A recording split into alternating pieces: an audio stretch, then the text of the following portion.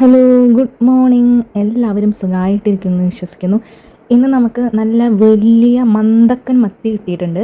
ആനമത്തി എന്നൊക്കെ വേണമെങ്കിൽ പറയാം, അത്രയ്ക്കും വലുതാണ്. ഇത്രയും വലിയൊരു മത്തി ആദ്യമായിട്ടാണ് കേട്ടോ കാണുന്നത്.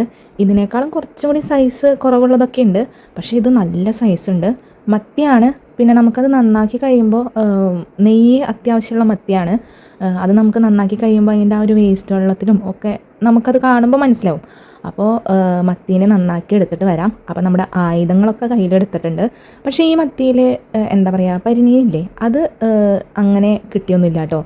ഇതിൻ്റെ വയറിൻ്റെ ഉള്ളിലൊക്കെ ഫുൾ വേസ്റ്റ് ആയിരുന്നു. ഒരു 4-5 പരിനീന്നൊക്കെ കിട്ടിയിട്ടുണ്ടായിരുന്നു, പക്ഷെ അതത്ര സുഖകരമായിട്ട് തോന്നിയില്ല. അപ്പോൾ അത് ഞാൻ കളഞ്ഞു. അങ്ങനെ മീനൊക്കെ നന്നാക്കി എടുത്തിട്ട് ഇതേപോലെ സെറ്റാക്കിയിട്ടുണ്ട്. അപ്പോൾ ഈ ഒരു മത്തി വെച്ചിട്ട് വൈറൽ മീൻ ഫ്രൈ ഉണ്ടാക്കാമെന്നാണ് വിചാരിക്കുന്നത്. അപ്പോൾ ഉള്ളിയും വെളുത്തുള്ളിയൊക്കെ നല്ലതുപോലെ തൊലി കളഞ്ഞ് കഴുകി വൃത്തിയാക്കിയിട്ടുണ്ട്. അങ്ങനെ നമ്മൾ ചട്ടിയിലോട്ട് വെളിച്ചെണ്ണ ഒഴിച്ചു കൊടുത്തിട്ടുണ്ട്. പിന്നെ ഞാനിവിടെ ഫിഷ് മസാലയാണ് എടുത്തിട്ടുള്ളത്. നിങ്ങൾക്ക് വേണമെങ്കിൽ അതിന് പകരം മുളകും മഞ്ഞൾപ്പൊടി എടുക്കാം. എന്നിട്ട് വെളിച്ചെണ്ണ ഒഴിച്ചിട്ട് ഫിഷ് മസാല മിക്സ് ചെയ്തതിന് ശേഷം നമുക്ക് ഫ്ലെയിം ഓൺ ആക്കാം.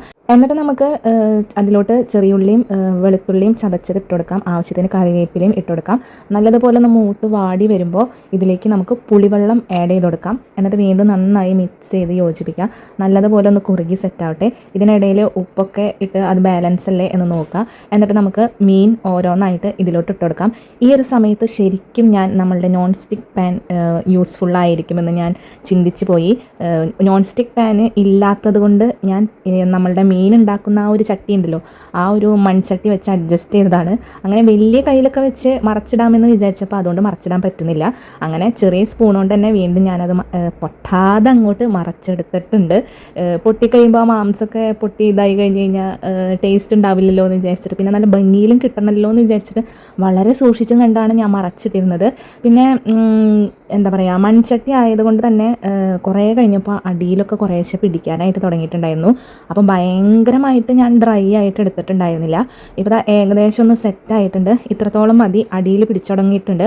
അപ്പോൾ പിന്നെ ഞാൻ മാറ്റി വേറൊരു പാത്രത്തിലോട്ട് എടുത്തു. അപ്പോൾ നമ്മുടെ വൈറൽ മീൻ ഫ്രൈ ഇവിടെ റെഡി ആയിട്ടുണ്ട്. അടിപൊളി ടേസ്റ്റാണ് കേട്ടോ, എനിക്ക് ഒത്തിരി ഇഷ്ടപ്പെട്ടു. പിന്നെ ആ കാണുന്നതൊക്കെ നെയ്യാണ് കേട്ടോ. ഞാൻ ആദ്യം എന്താ വിചാരിച്ചത്, വെളിച്ചെണ്ണയാണെന്ന് വിചാരിച്ചത്, പക്ഷേ വെളിച്ചെണ്ണയല്ല, നെയ്യാണ്. നല്ല ചാളയിൽ നല്ല അത്യാവശ്യം നല്ലോണം നെയ്യുണ്ടായിരുന്നു. എനിക്ക് ഒത്തിരി ഇഷ്ടപ്പെട്ടു കേട്ടോ. പക്ഷേ എനിക്ക് തോന്നുന്നു ഈ ചാളേനേക്കാളും നമ്മളുടെ അയില, ഇങ്ങനെ അധികം മുള്ളില്ലാത്ത ടൈപ്പ് മീനുകളൊക്കെ ഉണ്ടല്ലോ, അതൊക്കെ വെച്ച് ചെയ്യുമ്പോൾ കുറച്ചും കൂടി ടേസ്റ്റ് കൂടുതലായിരിക്കുമെന്ന് തോന്നി.